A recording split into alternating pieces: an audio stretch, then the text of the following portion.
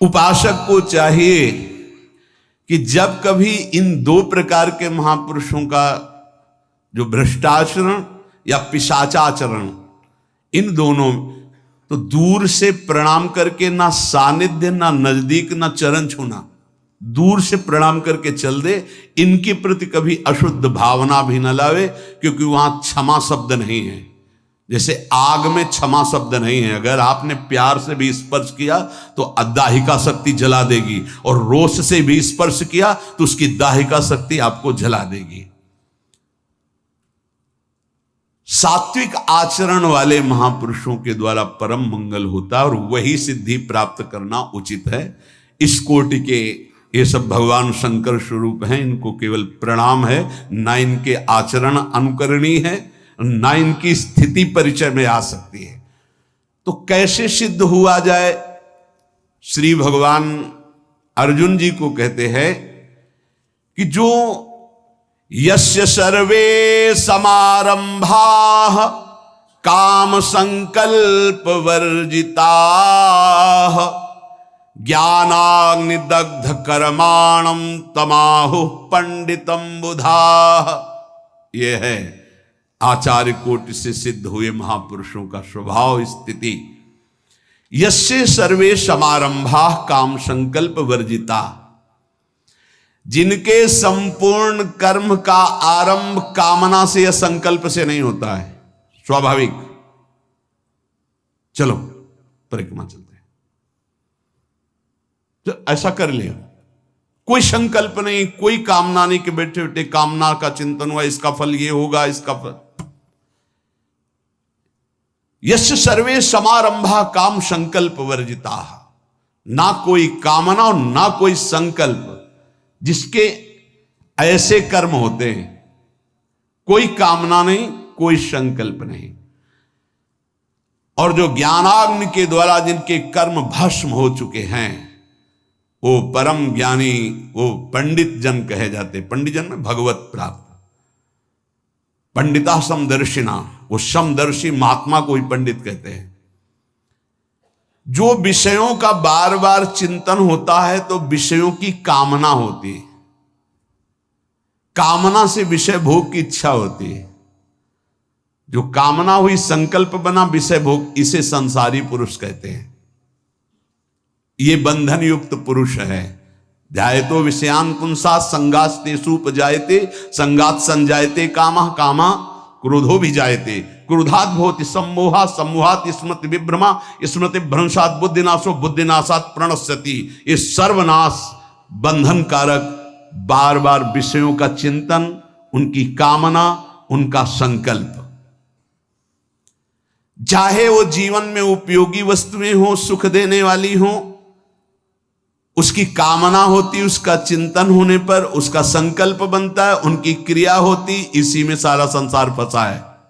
ध्यान दीजिए, चाहे जितनी उपयोगी वस्तु हो, उनका चिंतन होता है, उसकी संकल्प वृत्ति बनती है, कामना के बाद फिर क्रिया होती है, और इसी का परिणाम भोगना पड़ता है। वो शुभ हो या अशुभ, दोनों बंधन कारक हैं।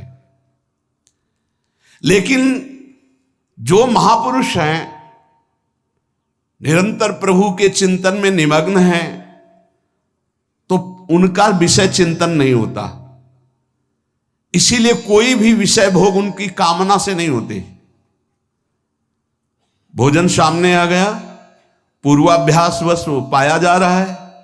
पूर्वाभ्यास यदि मीठा का है तो मीठे की तरफ ही हाथ बढ़ेगा, उनकी कोई स्वाद की बुद्धि नहीं है, लेकिन स्वाभाविक हो रहा है। बिल्कुल ये समझो कि जैसे दर्पण के सामने आप जाओगे तो जैसे हो वैसा दिखाई देगा आपका प्रतिबिंब। ऐसे उन महापुरुष के सामने उनको दर्पण समझो, जैसे तुम गए वैसे ही तुम्हें जाकी रही भावना जैसी, प्रभु मूर्ति देखी तिन तैसी। आपसे ठीक वैसे व्यवहार करेंगे, लेकिन आप पहचान नहीं सकते कि ये इस व्यवहार से बहुत परे हैं। चूंकि उनके अंदर विषय चिंतन नहीं रहता, निरंतर भगवत चिंतन होता है, इसलिए उनके अंदर कोई कामना नहीं रहती, इसलिए कोई संकल्प नहीं बनता, इसलिए बिना संकल्प की क्रियाएं हो रही। अब जो कामना और संकल्प करके क्रियाएं कर रहे हो, कैसे पहचान पाएंगे? उनका सारा कर्म बिना कामना और संकल्प का होता है। ये कामना और संकल्प दो बीज हैं संसार के, इसी से संसार वृक्ष में वो बंधा हुआ है। यद्यपि नहीं बंधा फिर भी बंधा है। कामना और संकल्प दो बात, इसी से कर्म होते हैं, इसी से उसको फल भोगना होता है। दो बातें, और ये दो बातें ज्ञान में या भक्ति में भस्म हो जाती हैं, कामना और संकल्प, तो बीज ही नहीं पड़ता कर्म का, वो कर्म अकर्म हो जाता है, वो बाध नहीं पाता है। कामना और संकल्प रहित, कामना और संकल्प, ये खूब भजन करो, उसी से जाएंगे। या सुंदर विवेक हो गया तो देह भाव रहित चिंतन है तो कामना नहीं, देह भाव रहित चिंतन है तो संकल्प नहीं। क्रियाएं होंगी, क्रियाएं जैसे ढलान में इंजन बंद कर दो, गाड़ी फ्री छोड़ दो, वो चलने लगेगी ना। ऐसे सिद्ध महापुरुष का जीवन चलता है। इंजन बंद है, संकल्प नहीं है, कोई कामना नहीं है, पर आपको क्रियाएं होती दिखाई दे रही। वो संकल्प रहित महापुरुष, समझ पाओ तो। जैसे ढलान में गाड़ी का इंजन बंद है, बिल्कुल पेट्रोल खर्चा नहीं हो रहा, पर गाड़ी चल रही है। ऐसे सिद्ध महापुरुष का जीवन चल रहा है, कोई संकल्प नहीं, कोई कामना नहीं। जैसे रोड में पेट्रोल भी खर्चा होगा, इंजन भी चल रहा है, उसको चलाना भी है। ये संसार के रोड की यात्रा है। और जिनका काम हो गया उनका बंद इंजन पर गाड़ी चलती नजर आ रही है, वो क्रियावत दिखाई दे रहे हैं, लेकिन उनका कर्म अकर्म है, क्योंकि ना कामना है ना संकल्प है, ना पेट्रोल खर्चा हो रहा है ना इंजन चल रहा है, ढलान में गाड़ी जा रही है। यही दो बीज हैं संसार में बांधने वाले, कामना और संकल्प। इसीलिए संकल्प रहित जीवन, कामना रहित जीवन बनाने के लिए निरंतर नाम जप करो। सिद्ध महापुरुष में संकल्प और कामना नष्ट हो जाते, नहीं रह जाते, केवल कर्म होते रहते। इंजन बंद है, पेट्रोल खर्चा नहीं हो रहा, केवल गाड़ी चल रही है, शरीर की यात्रा हो रही, कोई कर्मों का उनके कर्माणि श्रुति बोधिताम नितराम कुर्वन्त मां, शास्त्र के अनुसार कर्म करे या न करे कोई फर्क नहीं, स्थिति जीवन मुक्त। उसके द्वारा लोक संग्रहार्थ, कर्तव्य परंपरा की सुरक्षार्थ संपूर्ण कर्म होते रहते हैं। वो सब अकर्म होते हैं, वो शुभ कर्म या अशुभ कर्म उसे बांधने वाले नहीं होते। ये स्थिति प्राप्त करने के लिए मानव जन्म मिला। बिना कर्म किए कोई एक क्षण भी नहीं रह सकता। कामना और संकल्प रहित कर्म उसे बांधते नहीं, सब कामना और संकल्प से कर्म कर रहे हैं, इसीलिए सब बंधे हुए हैं। समारंभा,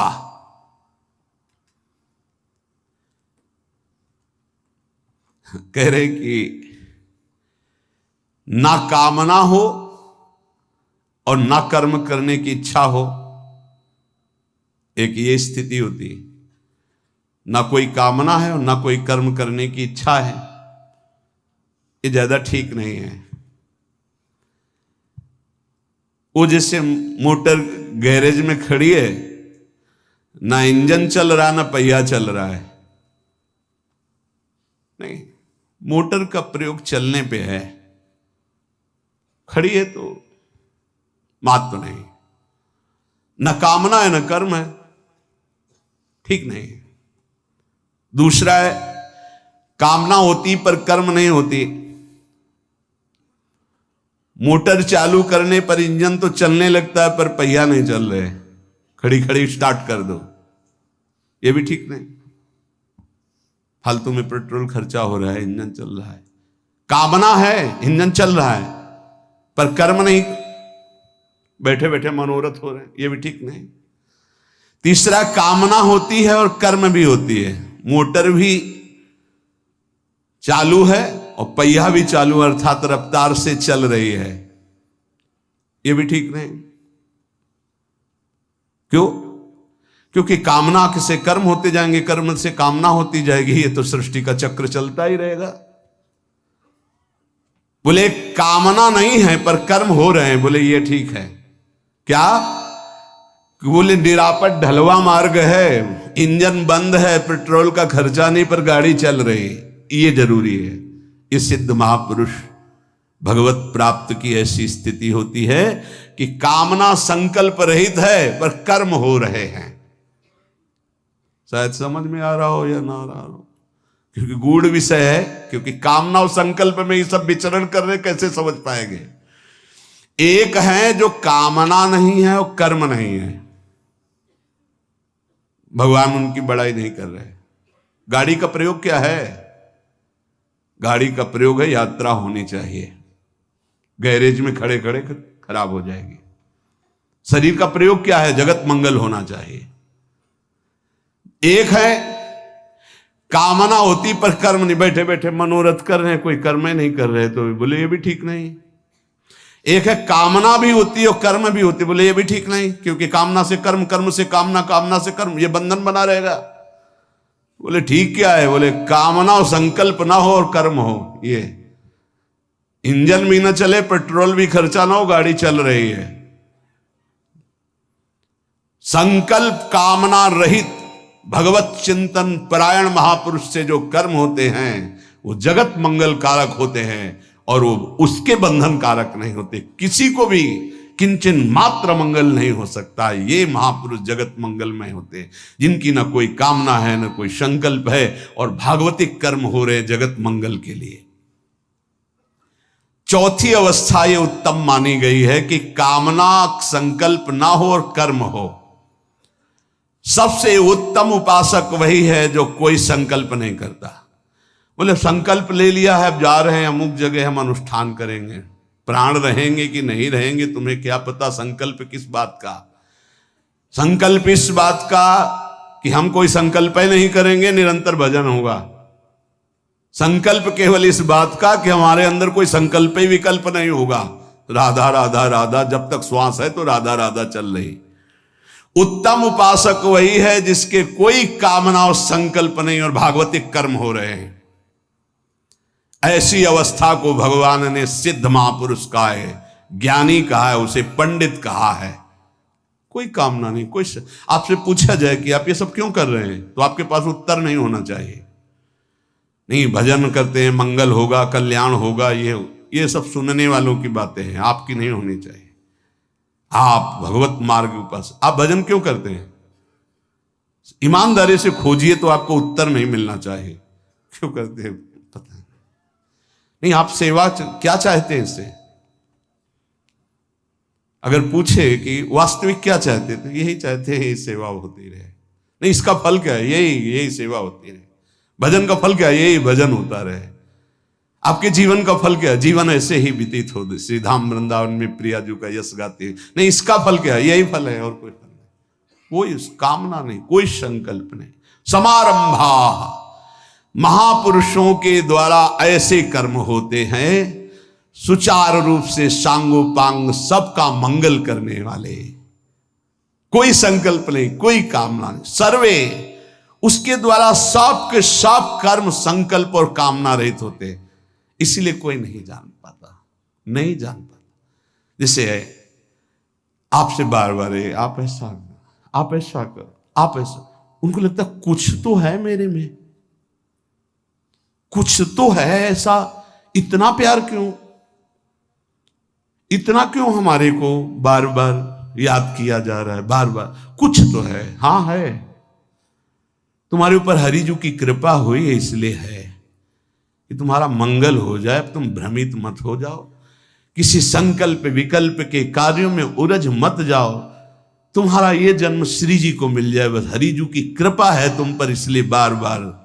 और जिस दिन कृपा का शब्द हट जाए तो उस दिन तुम पहचानने में आने लायक भी नहीं हो। आप देख लो, पहचान में आने लायक हो। किस बात की पहचान है तुम्हारी, हमारी, तुम्हारी किस बात की पहचान? बोले हरिजू की कृपा है, इसलिए हरि के पार्षद हमको देख रहे हैं, डांट रहे हैं, संभाल रहे हैं, बस। अगर तुम्हें कुछ लगता है कि मैं कुछ हूं क्या, तो प्रार्थना करो श्री जी से कि एक बार कृपा हटाओ अपनी, फिर देखो हमारा क्या हाल होता है। फिर को तुम्हें कोई पूछे, कोई देखे, और भगवान ने अपनी कृपा से कोई इशारा किया कि साइड में आ जाओ, तो इंसान की भी सामर्थ्य नहीं रह गई जो अपने को भगवान बन। इंसान भी बनने की सामर्थ्य नहीं रह गई। वो चाहे हिरण्यकश्यप हो, चाहे रावण हो, या कोई भी बड़े से बड़ा हो, धूल धूसरित हो गए। इसलिए होश में, यदि संतों की कृपा हो रही है तो उसको ये मत समझो कि तुम कुछ हो, तुम रूपवान हो, गुणवान हो, धनवान हो, कुलवान हो, बुद्धिमान हो, या कुछ भी, कुछ नहीं हो तुम। सिर्फ तुम्हारे ऊपर हरि की कृपा है, इसलिए वो तुम्हें संभाल रहे हैं बस। तुम नहीं जान पाओगे, जैसे मां अपने बच्चे को संभालती है, ऐसे संतजन देख लेते हैं कि हरि ने जब घसीटा है तो मेरे हरि का घसीटा हुआ माया ना घसीट पावे। आ तो इधर आ। एक महात्मा नाव में जा रहे थे, नाविक बीच में गया और बोले सावधान, जिसको तैरना आता हो कूद जाने की तैयारी रखो, क्योंकि नाव डूबने वाली है। महात्मा का 5 लीटर का कमंडल बड़ा था, भर भर के नदी से नाव में डालने लगे। वो भाव रहे हो, वो किसी की नहीं सुन रहे थे। थोड़ा लंबी सांस ली और नाविक ने कहा भगवान की कृपा से भंवर से नाव पार हो चुकी, अब लगता है बच जाएगी। तो कमंडल भीतर से नाव में भर के बाहर डालने लगे। लोगों ने सोचा बाबा पागल है, लेकिन बहुत संतों को नाव में बैठाल के पार करता। जब सब यात्री चले गए तो महात्मा जी के चरणों में प्रणाम किया और कहा महाराज मैं थोड़ा समझना चाहता हूं, यद्यपि महात्माओं की लीलाएं बड़ी अव्यक्त होती। जब हमने कहा कि नाव डूबने वाली है तो आपने भर भर के कमंडल नाव में डालना शुरू कर दिया, क्यों? बोले आपने कहा नाव डूबने वाली है तो हमें लगा कि मेरे प्यारे की इच्छा है नाव डूब जाए, तो हमने 5 कमंडल अपने और उनकी इच्छा में मिला दिया। और जब आपने कहा नाव बचने वाली तो पूरे कमंडल के पानी बाहर कर दिए। तो जैसी मेरी स्वामी की इच्छा वैसा मैं करता हूं, आप मत करना ऐसा। हाँ भैया, कोई नाव डूब रही है तो 10 कमंडल हमारी तरफ से भी उसमें पिटाई कर देंगे लोग। आज की ऐसी श्रद्धालु, ऐसे संत जन देखते हैं कि ये निकला संसार से किसी भी तरह से सही, तो मेरे स्वामी की इच्छा कि निकल जाए, घसीटते हैं। और जब पता चला कि कीन हो इसका बहु अभिमाना, इसका मतलब है कि अब स्वामी इसको कुछ पिटवाना चाहते हैं माया से, तो ऐसे हो जाते। देख लो, जब थप्पड़ खाना फिर पुकारना, फिर तुम्हारी तरफ देख लेंगे। तो जब किसी संत का कृपा अनुग्रह होता है तो पीछे पड़ जाते हो। ए भाई ऐसे नहीं, तुम्हारे साथ हंस रहे, तुम्हारे साथ खेल रहे हो, अंदर आग लगी हुई है, तुम उसको नहीं जान पाओगे। अंदर आग लगी हुई है, अंदर से वो विरहाग्नि में जल रहा है या प्रेमाग्नि में जल रहा है, और बाहर से वो मुस्कुरा के तुमसे बात कर रहा है, तुम समझ नहीं पा रहे हो। निकलो। सर्वे, उसके द्वारा सब की सब चेष्टाएं किसी कामना या संकल्प से नहीं होती, केवल जगत मंगल। केवल इस उपासक का चित्त चुराकर अपहरण कर पियाजू के चरणों में डाल दें, इसका चित्त कहीं जा ना पावे। हंसना, बात करना, दुलार करना, उसको लगता है मेरे में कुछ तो है जो मेरे को देखकर, नहीं नहीं, तुम्हारे चित्त को चुराने के लिए सिर्फ चित्त चुराया और श्री जी तक साइड में हो गए, सामने श्री जी। क्योंकि हमको श्री जी तक पहुंचाना है, आपके चित्त की भेंट आप नहीं पहुंचा सकते। हमारी केवल ड्यूटी है, हमारी केवल सेवा है आपके चित्त को पकड़ना और श्री जी के, हम पोस्टमैन हैं, और श्री जी की बात आप तक, निज मंत्र, शरणागत, प्रेम, रोज सत्संग। चलो, हमारा लक्ष्य है कि हमारी तरफ देखो सो हम हटे, और श्री जी पीछे देखो, वो उनके लिए हम तुम्हें तैयार कर रहे हैं, हम उनके लिए पकड़ पाए। और जिन जिन उपासकों को ऐसा, तो देखो उनकी चित्तवृत्ति कहाँ है। हमारा मुस्कुराना, हमारा हंसना, हमारा बोलना, हमारी एक एक चेष्टा, आज तुम्हें अंतर की बात कह रहे हैं, हृदय से यही चाह है कि ये उपासक एकमात्र श्री जी का अनन्य बन जाए, इसे कोई भ्रष्ट न कर पावे, इसे कोई माया का पार्षद डगमगा न दे इस मार्ग से। बस सारी चेष्टा एकमात्र केवल अपनी प्रियाजू के लिए, किंचन मात्र उसका ना कोई स्वार्थ, ना कोई कामना, ना कोई संकल्प। अब वो धीरे धीरे धीरे अंतर आए, अब एकदम साइड। अब स्थिति क्या है? श्री जी और आप, श्री जी और आप। क्यों? ये बीच में जो आपको ढांचा दिखाई दे रहा है नासवान है, आज बोल रहा है कल नहीं बोलेगा, आज सामने बैठा है कल नहीं बैठा रहेगा। ये एक व्यक्तित्व है, ये ब्रह्म नहीं है। जो ब्रह्म है उससे संबंध कराने के लिए है। इसका जो सारा नाटक है वो केवल आपके चित्त को चुरा के प्रियजू तक पहुंचाने, चाहे वो रोष भरा हो या प्यार भरा हो। ज्ञानाग्नि दग्ध कर्मणाम, कर्मों का संबंध शरीर से है और हृदय का संबंध प्रभु से है। यह है भक्त का जीवन। और ज्ञानी स्वरूप में स्थित रहता है, ना शरीर से संबंध रखता है, ना कर्मों से संबंध रखता है। इसलिए उसका ना आरंभ होता है ना अंत होता है, वो अनंत महिमा में स्थित होता है। शरीर और क्रिया ये संसार प्रकृति से अभिन्न है, स्वरूप और परमात्मा ये अभिन्न है, डिपार्टमेंट बिल्कुल अलग है। स्वरूप और परमात्मा तत्व ये अभिन्न है, शरीर और क्रिया ये अभिन्न है। तो न शरीर से मतलब है न क्रिया से मतलब है उस ज्ञानी महापुरुष को। और भक्त शरीर और क्रियाएं सब प्रभु को समर्पित कर चुका है, इसलिए कोई कामना नहीं, कोई संकल्प नहीं। तमाहु पंडितम बुधाहा, जो कामना संकल्प का त्याग करके जगत मंगल के लिए कर्म होते रहते हैं, भगवान करे तमाहु पंडितम बुधाहा, वो परम ज्ञानी हैं। कर्मों का त्यागी तो लगेगा कर्मों का त्यागी है, लेकिन कर्म करता हुआ कर्म फल और कर्म संकल्प का त्यागी, ये सबसे बड़ा महापुरुष है। ये भगवान है। भगवान को कुछ प्राप्त करना है क्या, फिर भी कर्म में लगते हैं ना। पूरे जीवन चरित्र को पढ़ करके देखिए, ऐसे ही भगवत प्राप्त महापुरुष होते हैं। बाहर से कर्म त्याग करने की महिमा नहीं है, कामना और कर्म फल त्याग करके कर्म करने की महिमा है। अच्छे से समझ लो, कायर बन करके बैठने की महिमा नहीं है। संकल्प और फल के त्याग का, ममता और आसक्ति के त्याग का फल। कर्म कर रहे हैं, कोई ममता नहीं, कोई आसक्ति नहीं, कोई फलाकांक्षा नहीं, शास्त्र सम्मत कर्म हो रहा है, उससे जगत मंगल होता है। जैसे कमल का पत्ता जल में उत्पन्न होता है, जल में रहता है, लेकिन जल से निर्लिप्त रहता है, ऐसे ही वो महापुरुष संसार में पैदा हुआ, संसार के कार्य कर रहा है, लेकिन निर्लिप्त रहता है। ये निर्लिप्तता ही तमाहु पंडितम बुधा है, वही परम ज्ञानी, वही भगवत प्राप्त महात्मा है।